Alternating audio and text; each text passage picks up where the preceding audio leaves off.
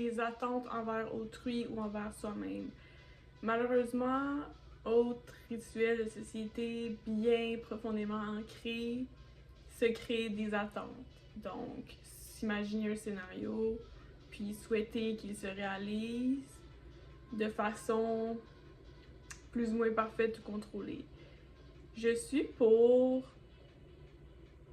la manifestation, je suis pour la projection, pour s'encourager, pour se motiver.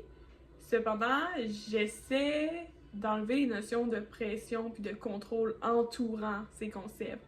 Donc, c'est bien d'avoir un scénario en tête, puis de souhaiter qu'il porte ses fruits, qu'il arrive à réalisation. Mais il faut tenter de laisser un espace à la créativité, autant envers soi-même qu'envers l'autre, pour ne pas être déçu, pour ne pas avoir des attentes trop élevées, puis qu'au final, on subisse beaucoup de déceptions. Parce que tous les petits détails qu'on s'était imaginés ne concordent pas nécessairement. Donc,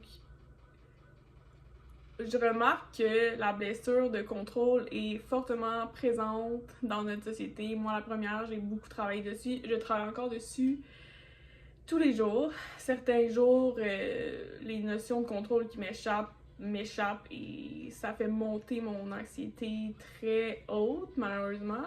Je travaille dessus comme beaucoup, mais je reviens à mon point. La notion de contrôle, c'est toxique, malheureusement, puis ça aussi, c'est bien ancré dans nos pratiques, parce que ça nous rassure, ça nous réconforte. Donc, quand on a une attente, c'est correct, c'est bien, c'est positif. Ensuite, il faut se détacher des détails. Voilà, les détails entourant le but ultime qu'on s'est fixé ou qu'on a fixé pour l'autre, qu'il sache ou qu'il ne le sache pas, devrait être mis de côté. L'important, c'est l'intention pure, bonne. Puis, tant que ceci est atteint, je crois qu'on devrait se détacher d'attentes élevées qui risquent fortement de nous décevoir, de nous blesser, de décevoir l'autre, de le blesser. Alors, pratiquez la manifestation, pratiquez les attentes, rêvez, mais détachez-vous des petits détails de contrôle entourant ces choses.